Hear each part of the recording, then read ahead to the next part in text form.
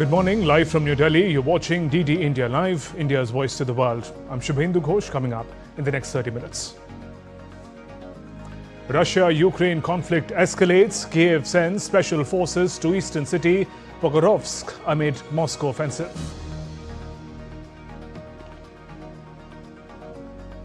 Multiple people stabbed on train near UK's Cambridge. 2 suspects arrested. Prime Minister Starmer calls the incident deeply concerning. Countdown begins for launch of India's heaviest communication satellite, CMS-03, from Sriharikota, aims to provide services over wide oceanic range, including the Indian landmass. And in women's cricket, India aims for its maiden World Cup title against South Africa in Mumbai today.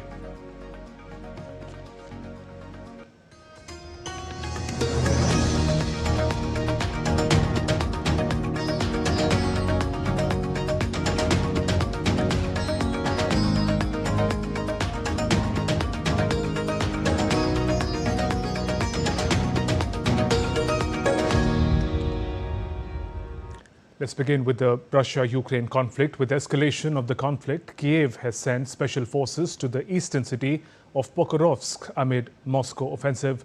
Ukrainian Commander-in-Chief Alexander Syrsky stated that a major operation is going on to drive the Russian forces out of Pokrovsk, with special operations units active in the city under his orders. Syrsky added Pokrovsk is facing intense pressure from a large Russian force, but denied claims that the city has been encircled, insisting there is no blockade and that Ukrainian logistics are still functioning. Earlier this week, Kiev reported that a major Moscow offensive with hundreds of Russian soldiers infiltrating Pokrovsk, a key logistics hub, while additional forces are moving towards its outskirts in a pincer movement.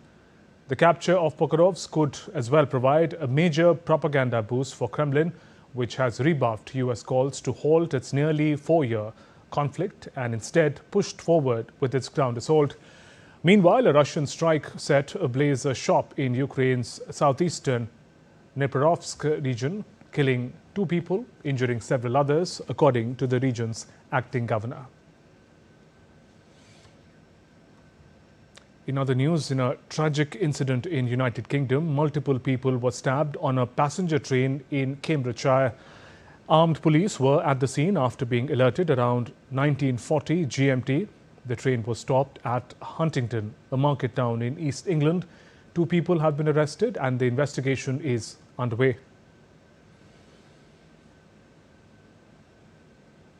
Prime Minister Keir Starmer says on X, and I quote, "The appalling incident on a train near Huntington is deeply concerning. My thoughts are with all those affected and my thanks to the emergency services for their response. Anyone in the area should follow the advice of the police," unquote.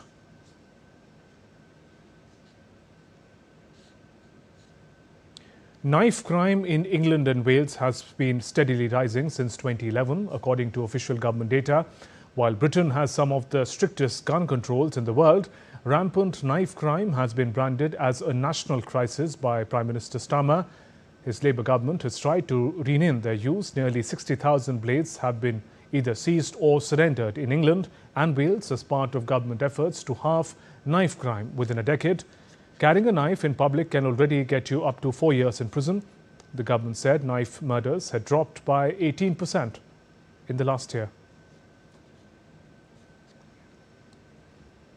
On Saturday, US President Donald Trump stated that he'd asked the Defense Department to prepare possible military action in Nigeria if the Nigerian government continues to allow the killings of Christians. Trump announced that US will cut all aid to Nigeria and may carry out a military strike against the Islamic terrorists responsible for atrocities.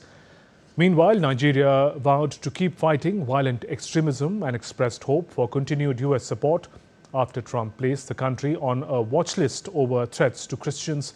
Earlier on Friday, Trump reinstated Nigeria on the US countries of particular concern list of religious freedom violations, undoing Biden's 2021 decision to remove it.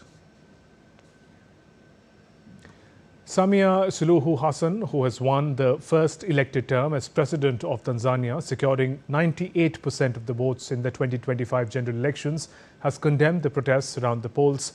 While the opposition alleges that hundreds have been killed by the security forces, the Electoral Commission of Tanzania said Hassan won 97.66% of the votes, with turnout at 87%, though media reports suggest that polling stations were largely empty. Her win seeks to cement her position and silence critics in her party with a resounding win, as the main opposition candidates are either jailed or disqualified. However, the African Union chair has deeply regretted the loss of human life in the election protest in Tanzania, but congratulated President Hassan on her victory.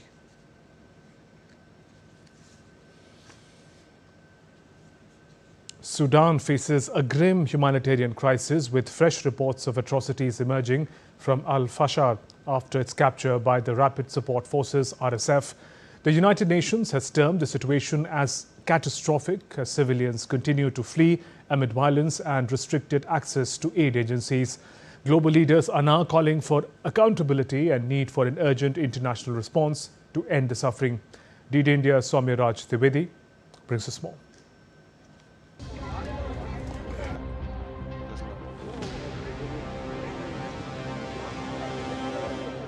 In Sudan's Al-Fashir, mass killings continue in and around the region, days after the city fell to the paramilitary Rapid Support Forces or RSF. Since the city's fall, multiple reports have emerged of summary executions, sexual violence, attacks on aid workers, widespread looting and abductions. The RSF has claimed that it arrested several fighters accused of committing abuses. However, UN humanitarian chief Tom Fletcher has questioned the RSF's commitment to genuinely investigate these violations. The United Nations has voiced deep alarm over emerging reports of executions, sexual violence, and abductions in Al-Fashir. UN spokesperson Stefan Dujarric described the situation as horrific, warning that conditions in North Darfur remain catastrophic, with civilians under attack and humanitarian access cut off. Meanwhile, at a regional security conference in Bahrain, German Foreign Minister Johann Wadephul called the Sudan's crisis as an absolutely apocalyptic. Britain's Foreign Minister Yvette Cooper too described the reported atrocities as truly horrifying and announced €5 million in new humanitarian funding for Sudan. The aid aims to support civilians caught in the violence and those displaced by the fighting in Al-Fashir. At war with the Sudanese army since April 2023, the RSF seized Al-Fashir last Sunday, pushing government forces out of their final stronghold in western Darfur following an 18-month siege, marking a relentless violence and suffering.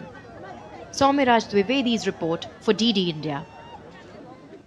In Novi Sad, young activists call for snap elections and countryside demonstrations to end Serbia's political turmoil.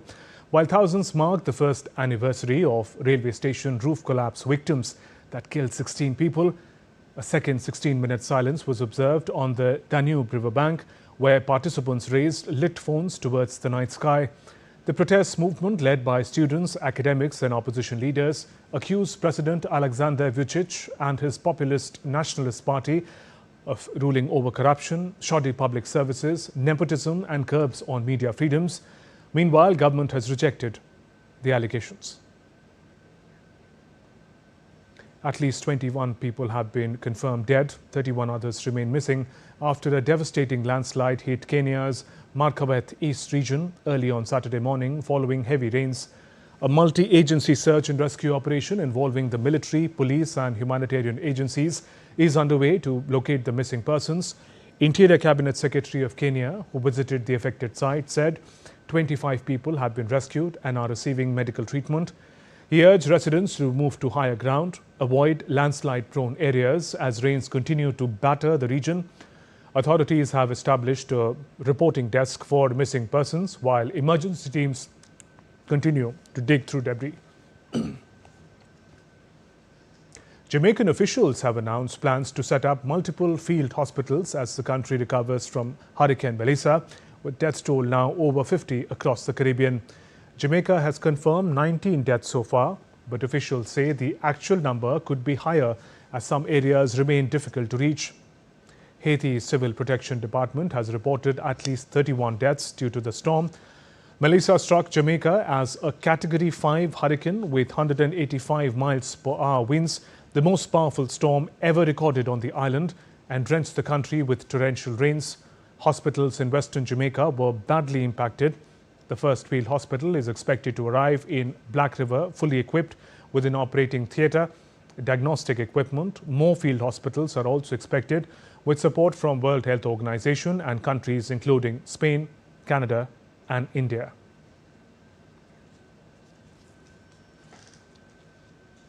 Defence Minister Rajnath Singh attended the 12th ASEAN Defence Ministers meeting plus in Malaysia on Saturday. During the meeting, the ministers appreciated India's key role in peace and stability in the Indo-Pacific region. DD India's Adamya Mishra has more.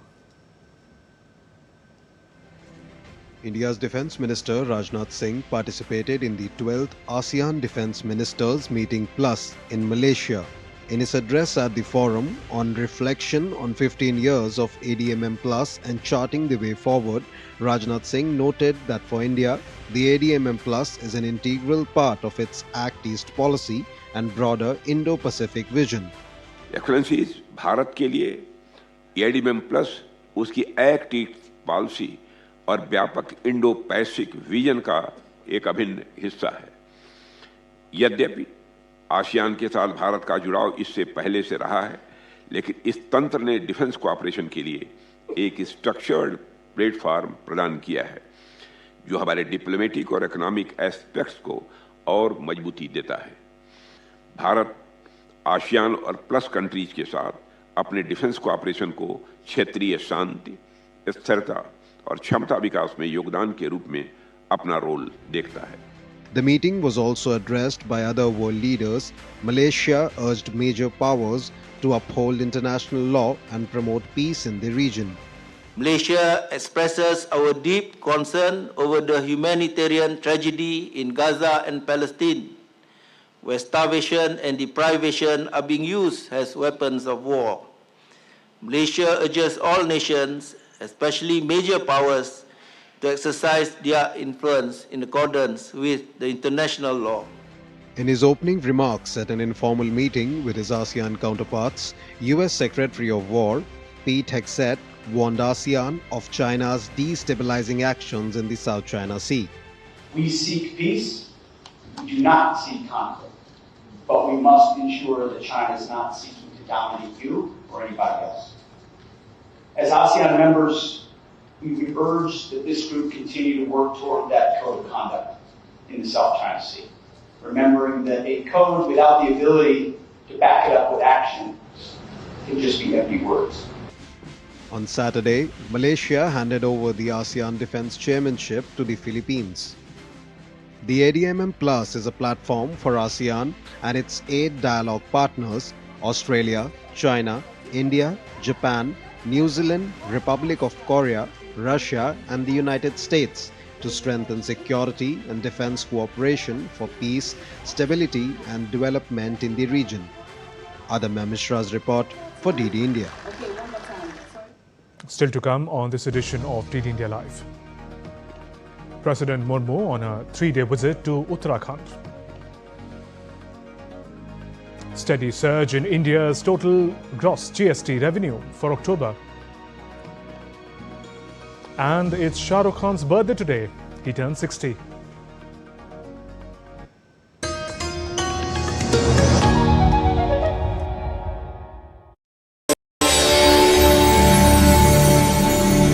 This is the city that has never been destroyed. Never. And the reason is that its custodian is Mahakal himself. Ujjain has surprises and secrets for you at every nook and corner. This is the story of Ujjain. Watch Forever Cities, a special edition on Ujjain only on DD India.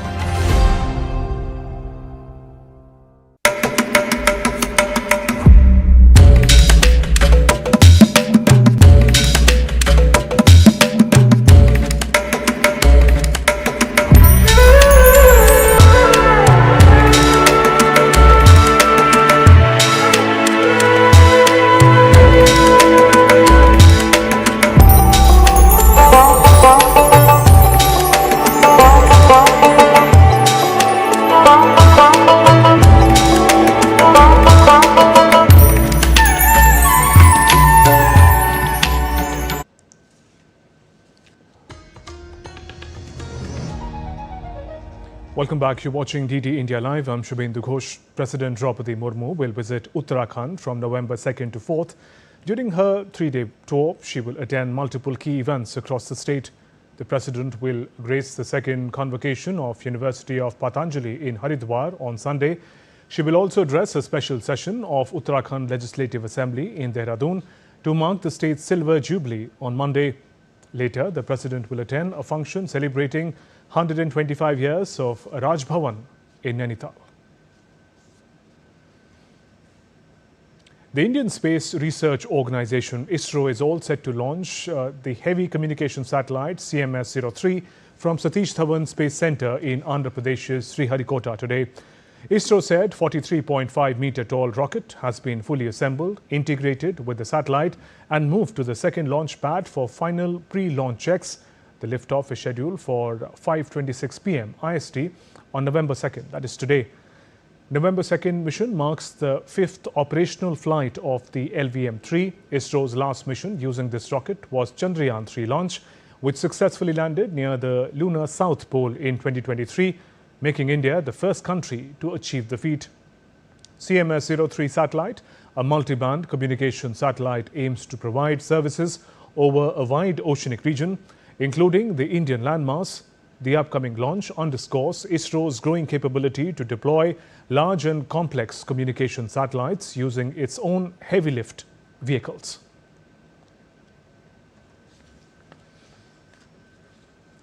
The historic city of Nawabs and capital of Uttar Pradesh, Lucknow, has been officially recognized on the global stage.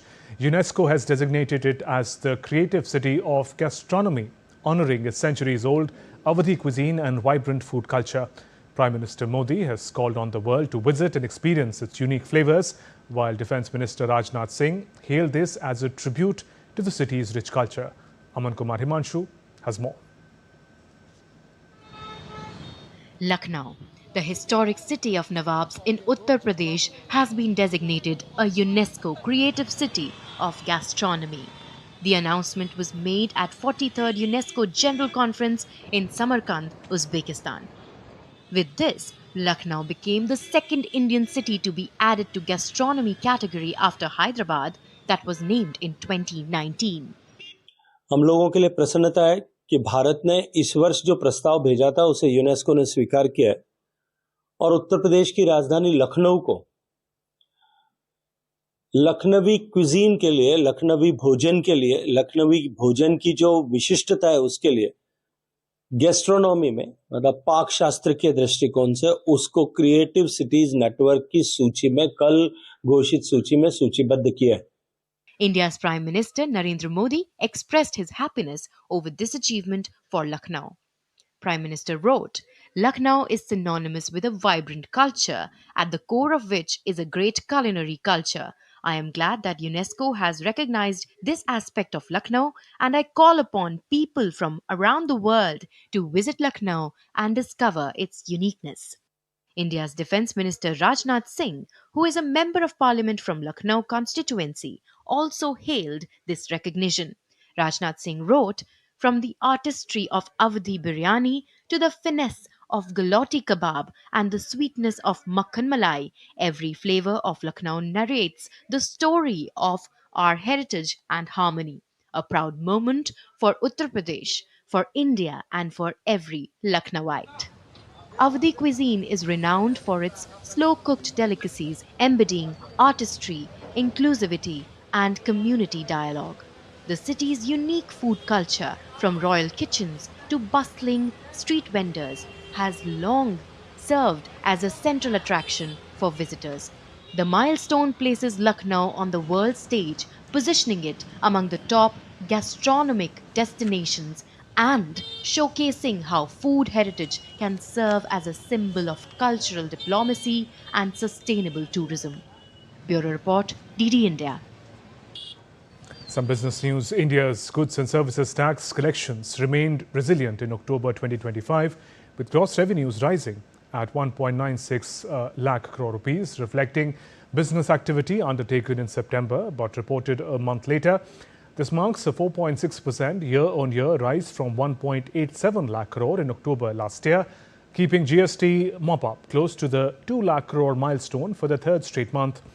GST data for October reflects a stable revenue trajectory powered by strong imports and industrial state performance. Let's turn to sports. India will take on South Africa in the summit clash of the Women's Cricket World Cup in Navi Mumbai on Sunday. Both teams are on the cusp of history as they chase elusive trophy. India are set to play their third ODI World Cup final after 2005 and 2017, while South Africa appear in their maiden finals. DD India Suchitra has sent this report from Ground Zero. After a month of intense competition among 8 teams, the Women's Cricket World Cup has reached its pinnacle. Host India will face South Africa in the summit clash as both teams chase elusive trophy.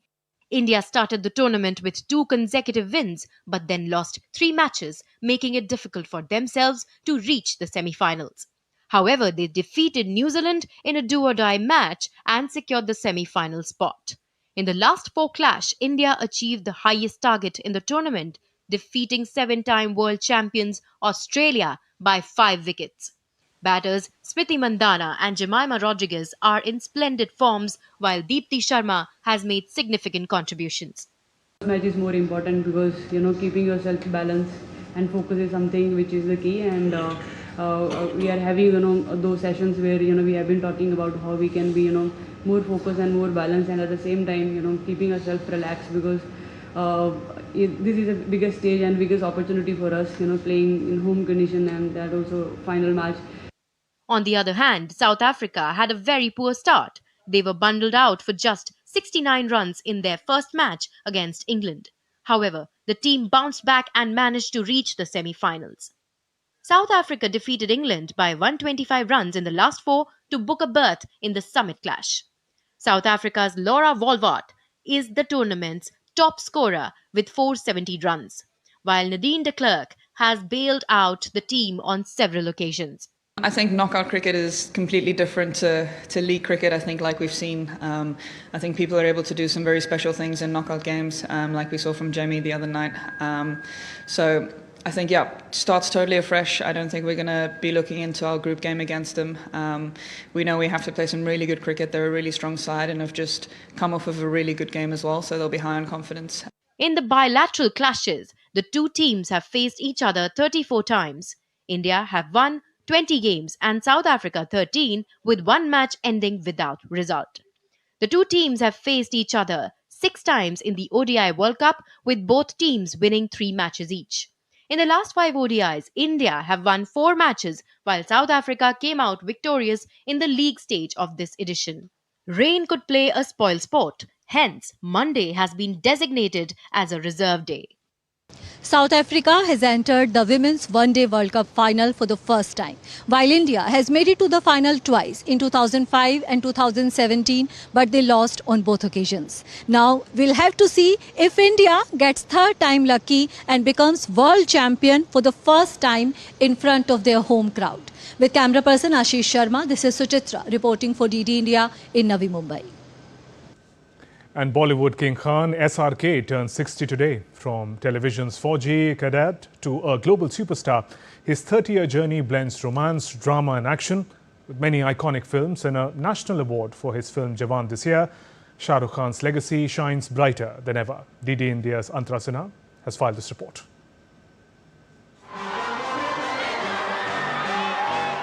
Bollywood's eternal superstar turns 60.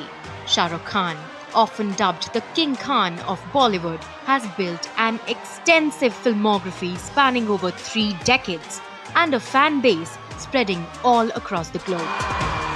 Evolving from a television actor to one of the world's most successful film stars. His journey started on television in the late 1980s with the 23-year-old Delhiite stealing hearts as Lieutenant Abhimanyu Rai in Doordarshan's 4G, followed by the urban charm of Circus. He debuted in Bollywood in 1992 with musical romance Deewana, then the iconic anti-hero twist in Bazigar and Dar. Mid-90s, SRK bloomed into romance's eternal flame. With Dilwale Dulhaniya Le Jayenge, he became the king of romance, which is still running after 30 years. दिल तो पागल है, कुछ होता है, मोहब्बतें, कभी खुशी कभी गम, Veer Zaara. Depth called with Devdas as a broken lover and poet. Swadesa's rooted scientist, each a masterpiece of heart and craft. He led the nation in Chak De India and stormed back with films like Pathan and Jawan. In a career milestone, he clinched his first National Film Award for Best Actor in Jawan at the 71st National Awards in 2025. India awarded him with the Padma Shri in 2005, and this year's National Award cements his legacy, along with France's top cultural and civilian honours rounding out the accolades, among various other honours over the years. Happy birthday to the Badshah of Bollywood. Thank you for teaching us love, respect and romance. Hey Shahrukh, wishing you a very happy birthday, क्योंकि हार के जीतने वाले को बाजीगर कहते हैं, on reel भी और रियल लाइफ में भी. बड़े बड़े देशों में ऐसी छोटी बातें होती रहती है सेन्योरिटा. मैं तुम्हें भूल नहीं सकता नैना. Happiest birthday SRK. Every cinema loving heart, every Bollywood loving heart carries a piece of Shah Rukh Khan in their being. Here's wishing Shah Rukh Khan a very happy birthday. At 60, Shah Rukh Khan, from a TV cadet to a global Badshah, proves that some stars only shine brighter and brighter. Antara Sinha for DD India. Looks like SRK's fan base keeps increasing. That's all in this edition of DD India Live. Let us know your thoughts on the news of the day. For those on the go, you can get all the latest news and updates from India and across the world on DD India mobile app. This app is available on both Android and iOS platforms. Scan this QR code on the screen to download now. We'll be back with more news as it breaks here on DD India. I'm Shubhendu Ghosh from all of us here in Delhi. Thanks for watching DD India Live. Namaskar.